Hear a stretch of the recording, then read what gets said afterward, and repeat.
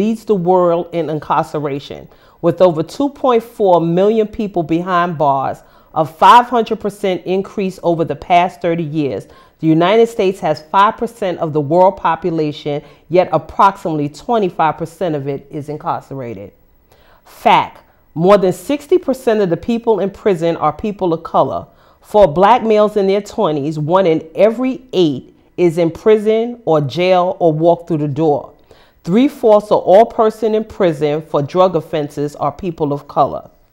Fact: with the emergence of secure communities, those are those communities like you've seen in Scarface, that they keep immigrants that they consider illegal in this country in, and other race-based injustices, 1 in 6 Latino men born today can expect to be incarcerated in their lifetime.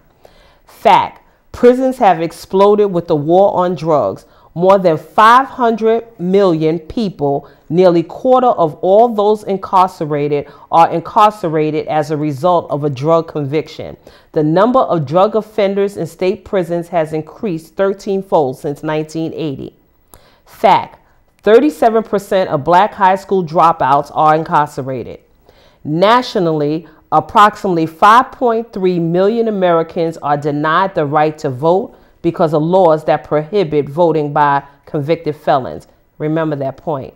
Fact: felony disenfranchisement has resulted in an estimate of 13% of black men being unable to vote. Prisons has devastated our communities over the last 2 decades. State spending on prisons has grown 6 times higher than the education system. Nearly $70 billion is spent annually on prisons, probation, parole, and detention centers. Ryan? You know, the old saying is they'll build a jail before they build a school. Well, they will, and it's proven. Some of the statistics that you've talked about, some of them I've dealt with myself as far as the monies are involved, working in the system and actually having to have some offenders work under me on the roadway. Well, after I broke down basically what the state was paying, what you were getting paid for the labor that they were doing out there on the roadway, how it equals out. Well, it didn't equal out. It was a whole lot the state was getting paid, but they're paying these guys probably 15 to 25 cents. Right. So once I did the number and the money and showed them what was going on, they were like, that's how much you're getting paid off us? Yeah. So I said, well, now you can go out there and get a job now, making $10, $12 an hour, especially if you're in here doing this. And it was hard work. I mean, it was hard work, but you know, it was something that they had to go through, something I had to go. But once I broke their money down to them, they understood it. And I'm glad, and I want you to hold that thought because we're going to talk about that. I want to start first with the war on drugs, okay? And the war on drugs basically translates into the war on us. Okay. And the reason why I say that is because there are more African American men incarcerated for this war on drugs. The funny thing is that the majority, more than half of the men incarcerated because of the war on drugs, don't have kingpin charges. They have possession charges. They have small ounce charges. In studying today, I found that it says a black person is 3.73 times more likely to be arrested than a white person for drugs. Every 0.5 hour, someone in the United States of color is arrested for possessing marijuana. Yep.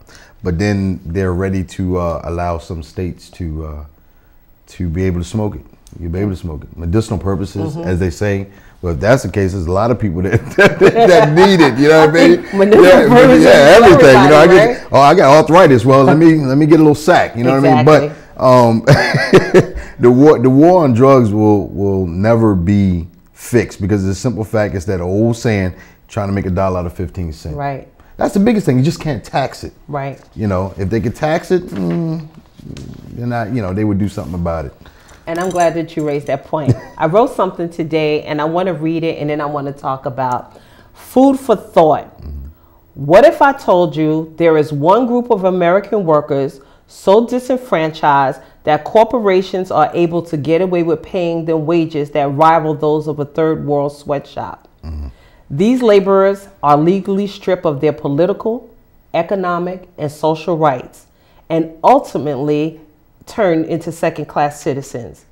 They are banned from unionizing, violently silenced, forced to work for little to no wages. They are modern-day slaves of the 21st century. And who do you think they are? I know who they are. Inmates. Exactly. Inmates. Exactly. I was working with them.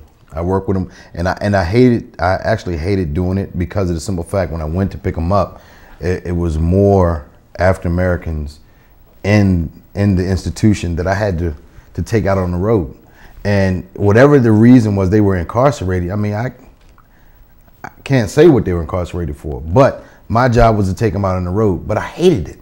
I truly hated it, but I had to go through what I had to go through to get to the next level of my career. Right. But some of the stories that, some of the inmates were telling me, like you said, some drug charges.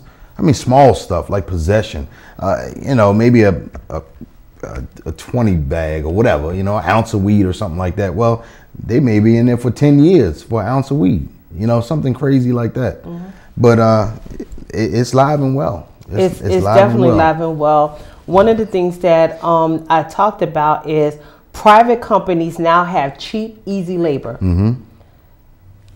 Better than China, Indonesia, Haiti, where it was known to have sweatshops.